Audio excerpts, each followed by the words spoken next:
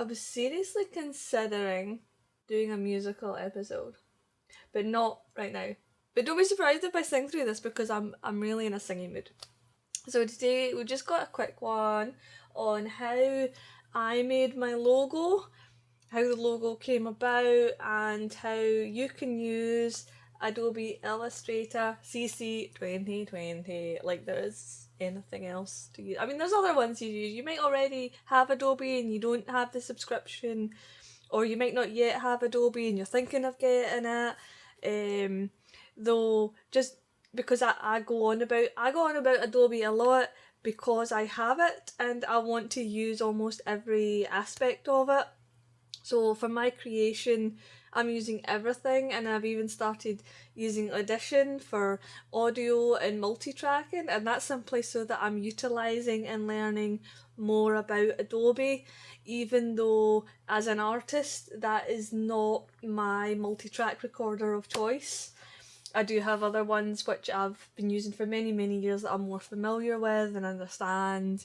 So it's a wee bit of a curve getting to know other aspects of other programs in Adobe. So yeah, but that's what Jane of All Trades is about. It's about learning. So logos. Logo. I don't know what to say. I think like a logo can be personal taste. And from what I gather, because I have watched tutorials on logos, and there's a few artists out there who do videos specifically on logos where they take a logo and they go, I can make that better, and then they make it better. And that's just what they do because they're artists and they're really good at that.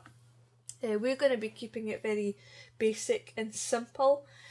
So the reason that I wanted a logo was because I had started the website, and the website I wanted to have a site icon. So that's if you favorited something in the bookmarks bar at the top of Chrome, you get your own little symbol. So that's what a site icon is.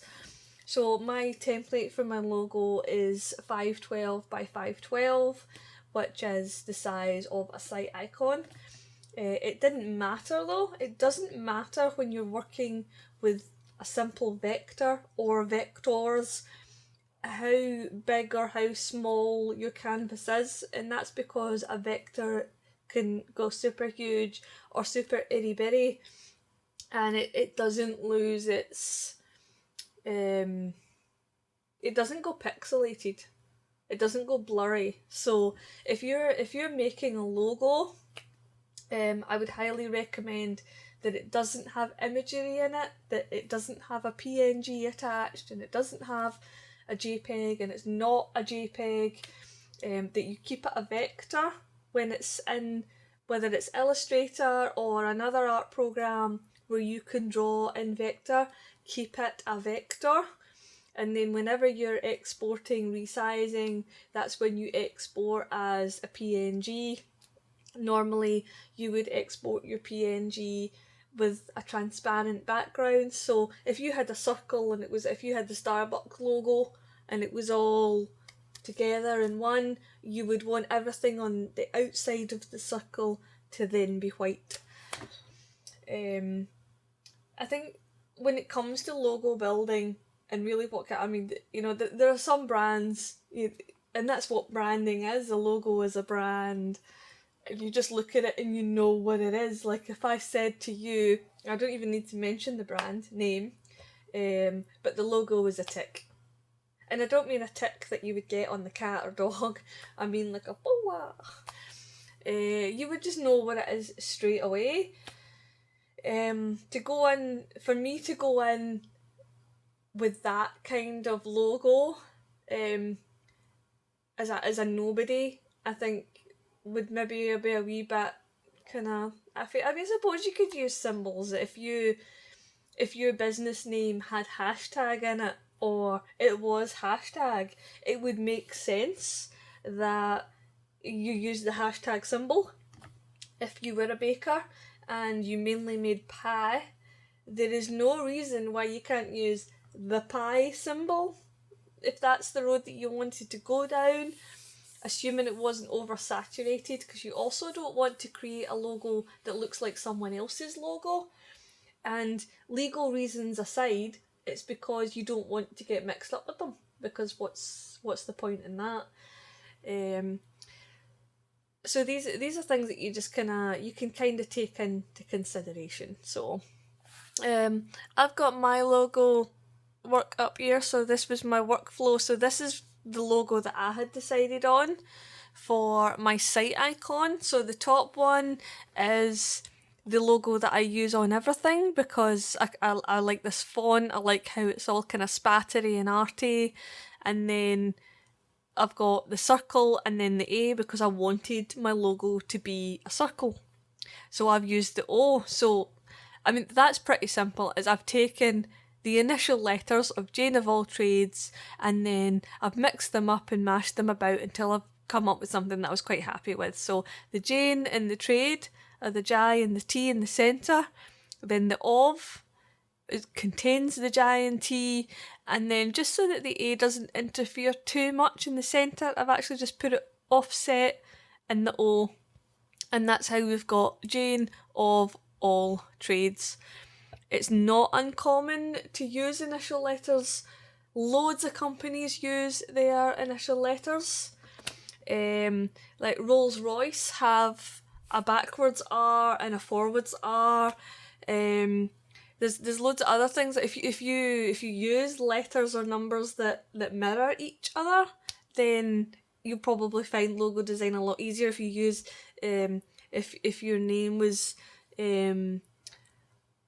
Donald Benson, there you go, you've got a D and a B, so you can use a small d and then a small b and do something with that, or a capital D and a capital B, because mirroring letters is very common, so you don't want to get mixed up with someone else. But this is what I've gone with, and to be honest, it seems to work. You know, I suppose my colourings are quite kind of classic, you know, and the stylings of my site and my channel and my Twitter have remained kind of classic and clean. So that's kind of the style that I'm sticking with. So if I made a logo for my channel and it was all multicolours and rainbows, it just wouldn't go. So if you've got a theme, if you've already got a colour palette set out, what you can do online, you get all kinds of colour guides and stuff like that help you colour pick and stuff like that. I would definitely use that if you're not quite sure on what you want your colours to be. So what you do is you create your main colour palette, so this would be your strong colours, and then under that you would create your complementary colour palette. And this just kind of gives you a wee bit more of a broad spectrum so that you can change documents if you're making flyers or if you're making other kind of printed materials. You've also already got a palette of complementary colours that you can use just to change things up. So I would say complement. So your main palette is usually all strong colours, and your complementary can be strong colours or lighter versions or pastel versions, you know, or things that just go. So peach, yeah, I've used a kind of pinky peach.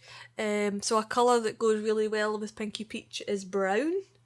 So that would probably be in my complementary palette, because I wouldn't really make anything peach and brown. And then brown goes very well with green. So, well, if you had a darker brown and a lime green, as per my background, those two colours would go well together, so you could also put that. So, because pink, lime and brown go very well together. So, it just depends on what your taste is and what you really fancy your colour palette to be. So, I don't have a huge palette because I don't feel like I need one, because I'm more of a video creator than an artist, so it's not, so I just do what feels right at the time when it comes to art wise. So I've got here on my first artboard the original, so that's the one that I use everywhere, which has all the splashes and the dashes and the madness. And then underneath I have one that I've just called solid logo, which is the same thing, but I've taken out the splashes and the dashes, and I've also taken out the peach background should that ever be necessary, because maybe that won't always work out or it won't always look good. So whereas this one, if I was doing a different kind of artwork, so if I was going to embroider this logo, then that I'd use the solid logo because it would probably turn out better. So here we have another artboard. So we're going to go onto this artboard, and we're going to think about like how we build that. So if you just wanted to build using initials, then you just, I mean, obviously that's absolutely itty bitty. So we've got a J, and it's teeny, and we're going to choose my font, and then we're just going to make it as big as possible. It can only be regular, so there we go. So there we have a J, which is great. And we can just Control C and then Control V, and then we can just zip in and change that to an O. And then we'll go back, and then we'll just set this over here, and then Control C and Control V, and then we're going to move that over there. Oh dear. Thank goodness, if you ever need to go back, it's Control Z. So then we'll do an A, and then we'll get that out of the way, and then we will do the T for trades. I did it again. I keep missing just the end where I get a cursor. So there we go. So that's us. We've got our initial letters. So now we can go back and make all these boxes a bit neater. Now obviously that's a 512 by 512 box, and these are already small. So another thing that we can do is we can jump in and we can go to type, and we can go convert to point type, and now this gives us the freedom of size. So we can go, and then we can make them all. Oops, I forgot to convert, didn't I? Boop, there we go. So we can do this object. I always do that, convert. And we can just put that down there, I suppose, and then we can do the same thing with this where we convert to point, and then we can make this the same size. So we're doing proportion, but you don't have to. So you can pull it down to get it to where you want. It's a wee bit precarious on the size wise, so what I'm going to do is I'm just going to draw a box, a black box, and that will help me just line this wee thing up so that we can get all the letters exactly where we want them. So there we go. So that's a little something. So with the J, let's have a wee look. Take the J to the left, and then we just pull down the O, and then we can get the A right on the line, and then we can get the T and get that quite snug. So we've got options. I mean the A, for example, we've now got space, we can actually increase the size of the A, and we can pull the O down.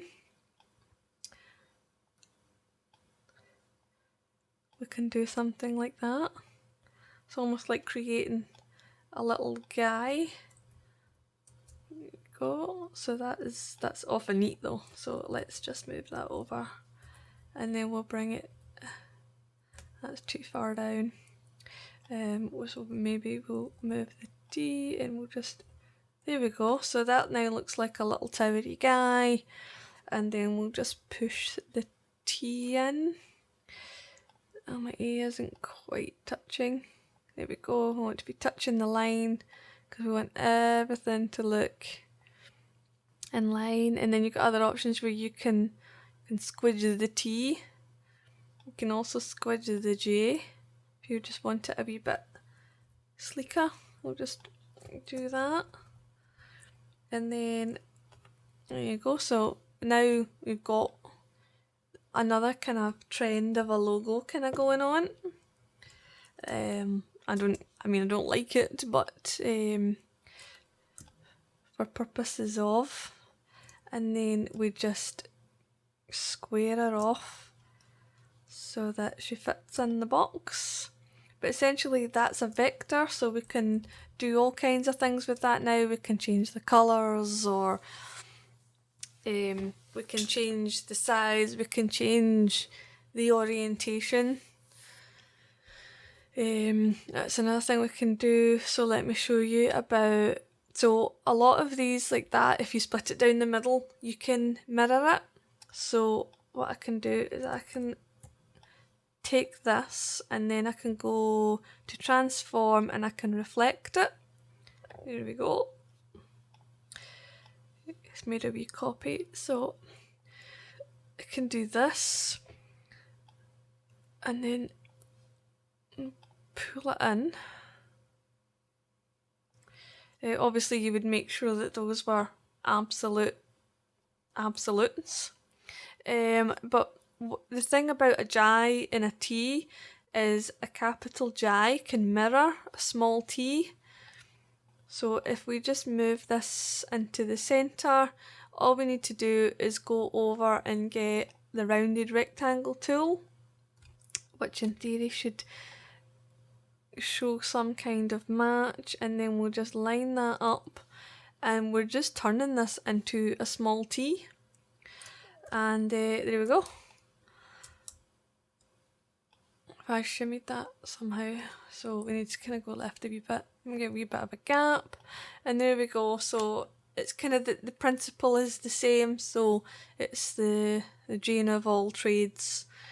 This might actually be better if we take it up slightly and then reposition it.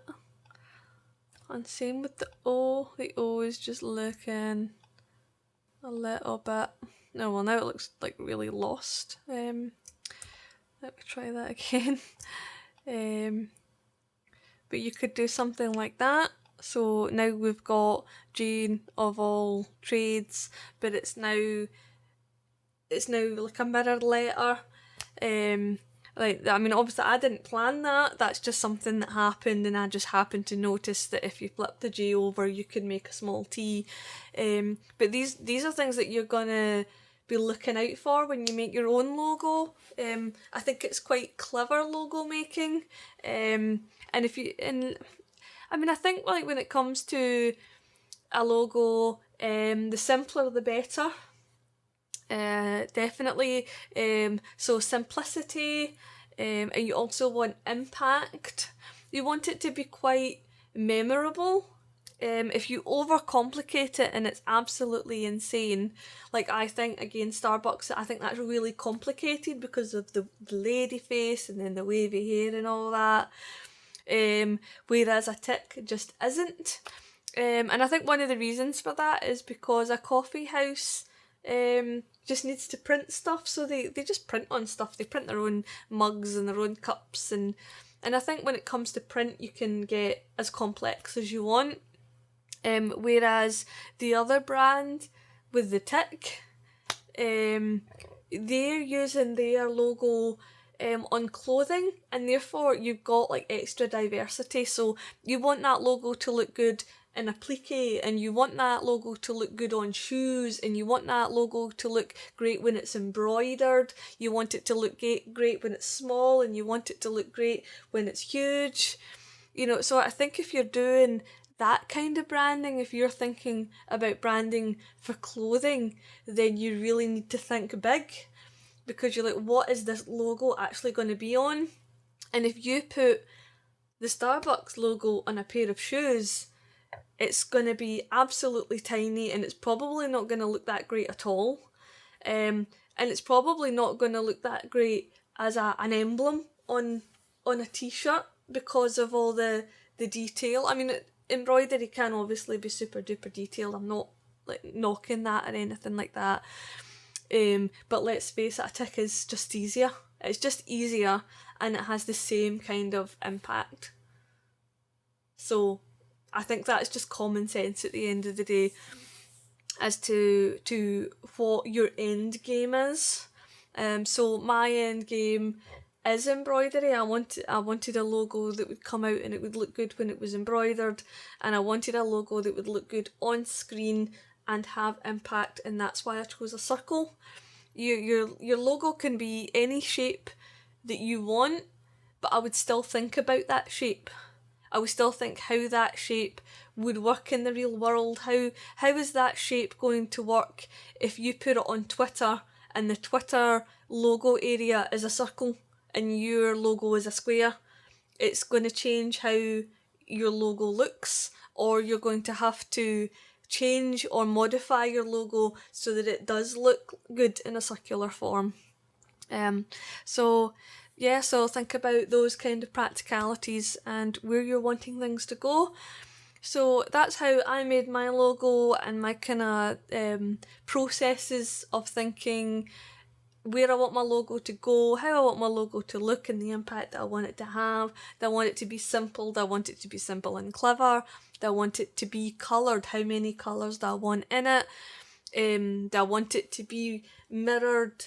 Do I want to play with the letters? And you've got a lot to think about, and you just start with a pen and paper and just get jot, and get that down and out of your head onto paper, and then from paper into your graphic design software, and then really get into the thick of it and try turning things about and upside down, etc., and you could come up with something really great. And if you don't, there are plenty of graphic designers out there that will take your ideas and really bring it to life. Okay, so that is us come to an end of logos. So feel free to like, to subscribe. Why not throw me some comments down below on what you think of the logo? Do you have any other great ideas or hints and tips to really help somebody along with their logo if they're like me and they're a bit of a YouTuber and logos isn't something that they do on an average day? So that's great. So thanks for watching, and goodbye.